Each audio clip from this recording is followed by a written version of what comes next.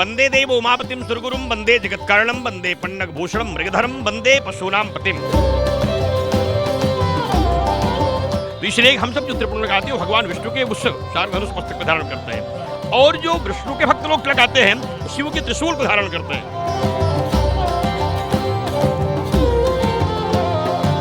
5 करोड़ 51 लाख रुद्राक्षों से बनने वाली भगवान शिव की विशाल ज्योतिर्लिंग का निर्माण किया जा रहा है।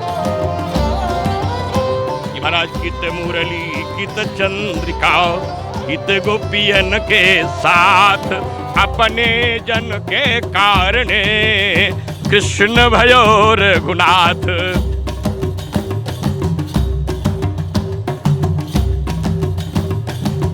अभी हम माघ मेले घूम रहे हैं और मेले से गुजरते समय हमें दिखा कि यहाँ पर बहुत सारे त्रिशूल लगाए गए हैं और त्रिशूल पर रुद्राक्ष की मालाएं टंगी हैं। तो जब हम पहुँचे तो हमें यहाँ महाराज जी दिखे। चलिए महाराज जी से जानते हैं ये पूरी जो व्यवस्था की गई है। महाराज जी थोड़ा हमें इस व्यवस्था के बारे में थोड़ा ज्ञान दीजिए। वंदे देव उमापतिम सुरगुरुम वंदे जगत्कारणम वंदे पन्नग भूषणम मृगधरम वंदे पशूनाम पतिम वंदे सूर्यशशांक वंदे नयनम वंदे मुकुंद प्रियम वंदे भक्त्यासुदम वंदे शिवम शंकरम। देवाधिदेव आदिदेव महादेव भगवान शिव की कृपा से मातृवेणी की गोद में अक्षय वट की छाया में प्रयाग की पावन भूमि पर हनुमान जी महाराज के वक्षस्थल में होने लगने वाले 2026 के माघ मेला के पावन अवसर पर 5 करोड़ 51 लाख रुद्राक्षों से बनने वाली भगवान शिव की विशाल ज्योतिर्लिंग का निर्माण किया जा रहा है। 11,000 त्रिशूलों की स्थापनाएं की जा रही हैं। 4 रंग के त्रिशूल हैं। काला त्रिशूल आतंकवाद विनाश के लिए और बांग्लादेशी हिंदुओं के सुरक्षार्थ स्थापित किया गया है। आतंकवाद एक बड़ी समस्या जिसको समाप्त करने के लिए संकल्पित है। पीला त्रिशूल कुंभ में हुए हादसे की पुनरावृत्ति न हो उसे रोकने के लिए और महामारियों से बचने के लिए, कोरोना जैसी महामारियों को रोकने के लिए स्थापित किया गया है। श्वेत त्रिशूल ज्ञान विद्या बुद्धि के लिए हमारे देश का नौजवान बेटियां वैज्ञानिक चिकित्सक इंजीनियर लायर सभी इतने योग्य होंगे भारत विश्वगुरु के पद पर स्थापित हो जाए, उसकी क्षमता बढ़े। लाल त्रिशूल देश की अर्थव्यवस्थाओं को मजबूत करने के लिए है। इन संकल्पों को लेकर के यह अनुष्ठान हो रहा है। 11 संकल्प हैं। श्री धाम अयोध्या की तरह काशी मथुरा में भव्य मंदिर निर्माण हेतु, आतंकवाद बंद हेतु, गंगा विरल प्रवाह हेतु, गोहत्या बंद हेतु, भ्रूण हत्या बंद हेतु, धर्मांतरण रोकने के लिए विशेष प्रकार के अनुष्ठान किए जा रहे हैं। चक्रकुंडों को बनाया गया है जिसमें 101 कुंतल की आहुतियाँ होंगी। 11 लाख से अधिक दीप जलाए जाएंगे। मकर संक्रांति से महाशिवरात्रि तक चलने वाला यह अनुष्ठान अखंड रूप से रात दिन चलता रहेगा। भगवान शिव की कृपा से यह एक ऐसी शिविर है, रुद्राक्ष शिविर, जहां भगवान महाकाल की मूर्ति विराजमान है। यहां से लेट करके और संगम तक मैं प्रत्येक पर्वों पर लेट करके परिक्रमा करने जाऊंगा। एक दंड परिक्रमा, एक खुद ही चक्रवर्ती दंड परिक्रमा जो चक्र की तरह होती है। तो मैं 15 तारीख को जब मकर संक्रांति है तो मैं यहाँ से लेट करके संगम जाऊंगा। लौट करके सायंकाल सत्र से दीप का प्रज्वलन शुरू हो जाएगा। नित्य पावन भूमि पर लेट करके परिक्रमाएं होंगी और सामूहिक रूप से यहाँ सभी हिंदुओं के विभाजित न होने के लिए अनुष्ठान आदि किए जाएंगे। जो सबसे बड़ा मेरा विषय है काशी मथुरा मंदिर निर्माण के लिए अभिसंकल्पित अनुष्ठान लगातार चलता रहेगा। 12 करोड़ 51 लाख महामंत्रों के जप के साथ ये दिव्य यज्ञ प्रारंभ होगी। अच्छा महाराज जी, थोड़ा सा अपने बारे में और अपने संप्रदाय के बारे में भी हमारे दर्शकों को बताइए। देखिए, हम सब अखाड़े से जुड़े संत हैं। फिलहाल मेरा आश्रम तो है कि योग सम्राट शिव योगी बाल योगी बाल ब्रह्मचारी स्वामी अभय चैतन्य फलाहरी मौनी जी महाराज के नाम से जुड़े परमहंस सेवाश्रम बाबू सगरा गौरीगंज जनपद अमेठी मेरा आश्रम है। मैं 48 वर्षों से भोजन नहीं करता हूँ, नमक नहीं लेता हूँ, मीठा नहीं लेता हूँ, अन्न नहीं लेता हूँ। अच्छा महाराज जी, कहते हैं कि नमक नहीं खाते हैं तो शरीर में बीपी कैसी कुछ समस्या हो सकती है, बीपी लो हो सकता है, तो उसको आप कैसे इतनी स्वस्थ दिख रहे हैं हमें? तो देखिए, हमें तो अभी तक कुछ लगा नहीं, क्योंकि मैं तो एक बार पानी भी पीता हूँ बस 24 घंटे में उबाला हुआ, बिना नमक की सब्जी लेता हूँ। हमें लगता है कि आहार केवल सुरक्षा नहीं दे सकता। जब तक चरित्र नहीं होगा, तप नहीं होगा, त्याग नहीं होगा, तब तक केवल आहार किसी व्यक्ति को स्वस्थ नहीं कर सकता है। इसलिए स्वस्थ रहने के लिए आपको संयमित रहना होगा और संस्कारित रहना होगा। इसलिए आहार जीवन की स्थिति में फिलहाल हम सब अग्नि अखाड़े जुड़े हुए हैं, क्योंकि मेरी जो चैतन्य उपाधि वो अग्नि अखाड़े की है। मेरे यहाँ जो 13 मान्य अखाड़े हैं तो 16 अखाड़े फिलहाल हो गए हैं। उन अखाड़ों की परंपराओं से यहाँ जो ऋषि मुनि हैं वो तपस्या करने के लिए आते हैं। और मैं 1984 से माघ मेले में लगातार रहता हूँ। लगभग 60 वर्ष मेरी आयु हो रही है और मैं माघ मेले में निरंतर रहने का और प्रतिवर्ष अनुष्ठान करने का मेरा संकल्प है।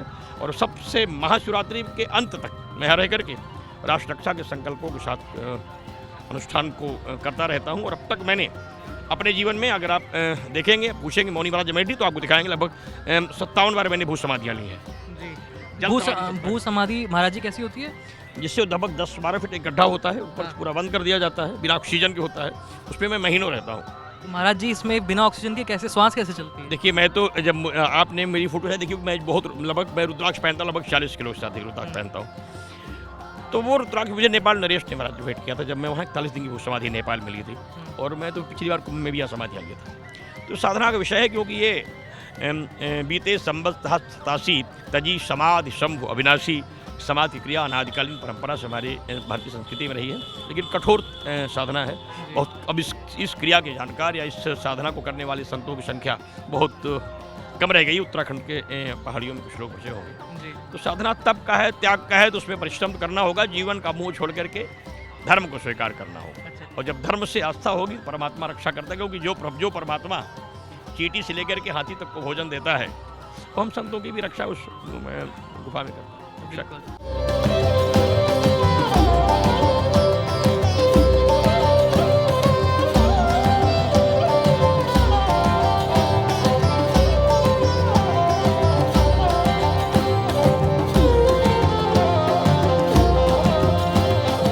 अच्छा महाराज जी, अभी हम देख रहे हैं आपने बड़ा ही रोचक एक तिलक धारण किया है, और हम देखते हैं कि साधु संत अलग अलग तरह के तिलक धारण करते हैं। कोई त्रिपुंड धारण करता है, अलग अलग तरह के तिलक होते हैं। तो इन तिलकों की क्या महिमा है, तिलक क्यों लगाया जाता है, और किस तरह के तिलक किस तरह के संप्रदाय को बताते हैं? देखिए, एको देवा केशव वा शिव, बड़ा प्रश्न आपने कर लिया है। त्रिपुंड जो हम लोग लगाते हैं, ये त्रिपुंड अगर इसको आप देखें तो भगवान शिव, भगवान विष्णु का शारंग धनुष है। जो वैष्णवों के आचार्य हैं, जो आचार्य संप्रदाय के वैष्णवाचार्य के जो आराध्य देव हैं, भगवान विष्णु, राम, कृष्ण, भगवान का जो शारंग धनुष है, वह हम सब उसे धारण करते हैं अपने मस्तक पर। कि मतलब भेद समाप्ति का विषय है। लोग कहते हैं ये वैष्णव हैं, आचार्य हैं, संप्रदायी हैं, निम्बार्काचार्य हैं, माधवाचार्य हैं, वल्लभाचार्य है, रामानुजाचार्य है, आचार्य। अगर आप गहराइयों में जाइए, जो योग्य संत हैं, जो पढ़े लिखे संत हैं, जिन्हें शास्त्रों का ज्ञान है, वो इस छोटी परिधि में नहीं रहते। तो इसलिए हम सब जो त्रिपुंड लगाते हैं, वो भगवान विष्णु के उस शारंग धनुष मस्तक पर धारण करते हैं। और जो विष्णु के भक्त लोग लगाते हैं, वो शिव के त्रिशूल को धारण करते हैं। शिव का त्रिशूल देखिए बना जैसा है, और जो ऊर्ध्वपुंड लगाते हैं, शिव के त्रिशूल को धारण करते हैं। तो दोनों भक्त एक दूसरे के इष्टों के चिन्ह को धारण करते हैं? नहीं, सभी हम एक ही हैं। एको देवा केशव वा शिव वा, हम एक ही देवता है। वो राम है, वो विष्णु है, वो शिव है, वो दुर्गा है, काली है, उमा है, ब्रह्माणी है, रुद्राणी है, शिवानी है, गौरी है, धात्री है, परमेश्वरी है, कात्यायनी है, भद्रकाली है, नारायणी है, चंडिका है, सभी एक हैं। केवल स्वल्प विद्या भयंकरी, कम पढ़े लिखे लोग इस दुनिया के प्रपंचों में फंसते हैं। जो विद्वान है, जो योग्य है, जो साधक हैं, जो भक्त हैं, उपासक हैं, जो समर्पित हैं, वो सब सिय राम में सब जग जानी, करो प्रणाम जोर जुग पानी। वो राम का दर्शन शिव में, शिव का दर्शन राम में, कि राम ईश्वर सा रामेश्वर। जो राम का ईश्वर है वो राम ईश्वर है, और जो शिव का ईश्वर है वह रामेश्वर है। तो हम दोनों एक ही है। केवल भ्रम बुद्धि का विकार है, उसे छोड़ करके हम ऊर्ध्वपुंड, स्त्रीपुंड, त्रिपुंड, महापुंड और शक्तिपुंड तमाम प्रकार के चंदनों का लेपन करते हैं।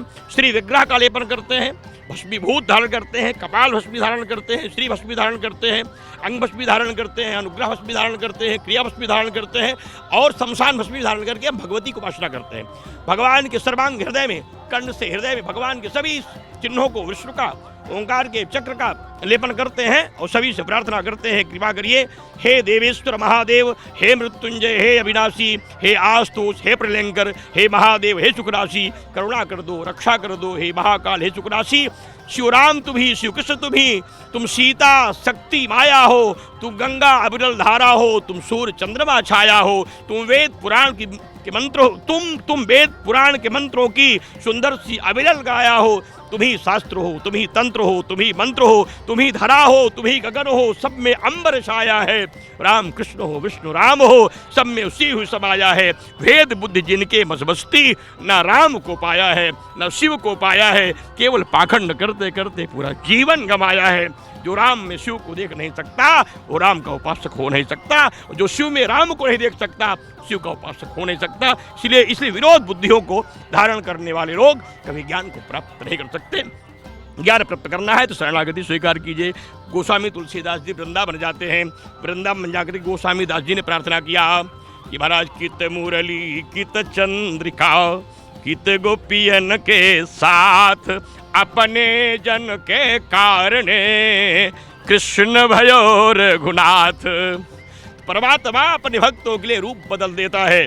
तुम्ही राम स्वरूप, तुम्ही राम स्वरूप, कृष्ण में लीला निरंतर देखिए। सोई राम है सोई शंभु है, भाव मन में देखिए। हनुमान जी महाराज शिव का रूप धारण करके राम जी का काम करने के लिए आ जाते हैं और भगवान कृष्ण के प्राकट्य होने पर शिव डमरू बजा करके मिलने चले जाते हैं। कहाँ बुद्धि भ्रमित है महाराज। और सर्व शक्तिमयी देवी भगवती चंडिका माया, शास्त्र में लिखा है सभी देवताओं की एक अधिष्ठात्री है भगवती दुर्गा। राम है, शिव है, इंद्र है, विष्णु है, कुबेर है, दिक्पाल है, सूर्य है, चंद्रमा है, बृहस्पति है, कुबेर है, सभी देवता सूर्य चंद्रमा उनमें है। इसलिए इन भ्रम बुद्धियों से ऊपर जाइए, सबको बताइए, छोड़ दीजिए भ्रम को, प्रपंच मत कीजिए। राम को पाइए, कृष्ण को पाइए, विष्णु को पाइए, शिव को पाइए, दुर्गा को पाइए, हनुमान को पाइए, तो मानिए अपने आराध्य से मिले हैं, ऐसा भाव बनाइए, भगवान दिखने लगेगा। नहीं पूरा जीवन बीत जाएगा, न कौड़ी पाए हो न कौड़ी पाओगे, खाली हाथ आए हो और खाली हाथ जाओ। बहुत सुंदर बात कही महाराज जी ने कि भले ही रूप अलग अलग हो, पृथक पृथक हो, लेकिन ईश्वर एक है। वो समय और परिस्थिति के हिसाब से, अलग अलग मान्यताओं के हिसाब से अलग अलग रूप धारण करते हैं और भक्तों का कल्याण करते हैं।